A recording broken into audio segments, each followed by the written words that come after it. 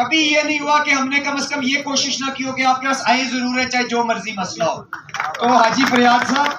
جو سانو تسی پل دا کردار ادا کر رہے نا, تسی رہن دیو, ساڈی پل دی لوڑ نہیں کسی آپ ہی اللہ دے نال کر لیں گے گل. میں نے اچھا یہ سب جو بات کی تھی نا, میں جو بنیادی بات کی تھی وہ یہ ہے کہ ہم لوگوں کی کمائی صرف اور صرف یہ ہے کہ آپ لوگوں کے ساتھ اپنائیت ہم نے کمائی ہے, اس کے علاوہ ہمیں اور کچھ نہیں. اللہ کا شکر ہے, نہ کوئی ٹھیکیداری کی ہے, نہ کوئی ضمیر کا سودا کیا ہے, نہ کسی جگہ جا کے آپ کی امانت کے اندر خیانت کی ہے. آپ نے میاں نواز شریف صاحب کا جھنڈا پکڑے ہوئے ہونے کی وجہ سے آپ نے پہلے میرے والد کو بے پناہ دفعہ منتخب کیا, اور اس کے بعد میرے جیسے ناچیز کو 15 دن کی الیکشن کیمپین کے باوجود اسمبلی میں پہنچایا. یہ وہ کمائی ہے جس کا میرا آپ کا جواب دے نہیں سکتا. اس کے ساتھ دوسری بات جو میں نے کی, اس کے بعد کیونکہ پیغام انہوں نے دینا ہے, جو مختصر میں نے جو بات مریم صاحبہ کو کی نا, میں نے کہا کہ آپ پچھلے 4-5 سال جب عمران خان صاحب کی حکومت تھی تو میں نے آپ کے پاس بڑے ممبروں کو آتے دیکھا ہے جو آ کے کہتے تھے ہمیں کروڑوں روپے آفر ہو رہے ہیں, ہمیں یہ ٹھیکہ مل رہا ہے, ہمیں آپ کو یہ سہولت دے سکتے ہیں, آپ اپنے ضمیر کا سودا کریں. تو آپ نے آگے سے بڑی خوبصورت ایک بات کی,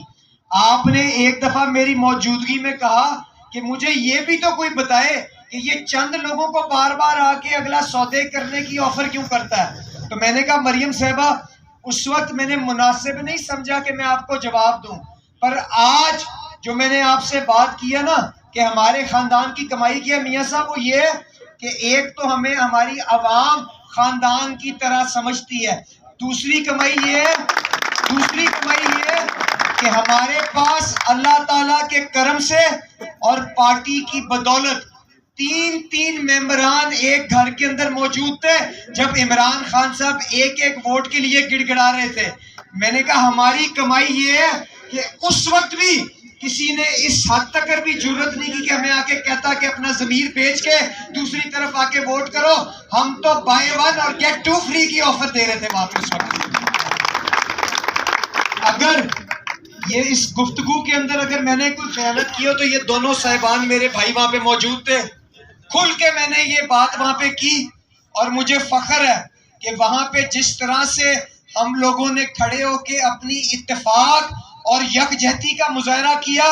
قیادت کو بھی مجبور ہو کے کہنا پڑا کہ NA 127 سب سے مثالی حلقہ لاہور کے اندر ماشاء اللہ تعالیٰ آپ کی محبت سے. جو بات کرنی ہے وہ یہ ہے کہ 21 اکتوبر کا جو معاملہ ہے, دیکھیں گزارش یہ ہے ہم آپس میں اپنے خاندان کے درمیان بیٹھے ہیں, یہ کسی کی ذات کسی کی شخصیت کا معاملہ نہیں ہے. میں تو گناہ گار آدمی ہوں, یقیناً گناہ بھی ہوئے ہوں گے اور لوگوں کی حق تلفی بھی ہوئی ہوگی, اس کی میں معذرت اپنی جگہ کرتا ہوں, پر آج یہ معاملہ ہماری اگلی نسلوں کا ہے, آج یہ معاملہ قوم کو دوبارہ ایک پیج پہ سمیٹنے کا ہے. آج یہ موقع ہے کہ جو عمران خان ہماری صفوں کے اندر نفرت بو کے گیا ہے, اس فصل کو کاٹنے کے بجائے کوئی ایسا لیڈر آگے لے کے آئے جو ہمارے زخموں کے اوپر مرہم رکھ سکے. تو کیا آپ مجھے اپنے دل پہ ہاتھ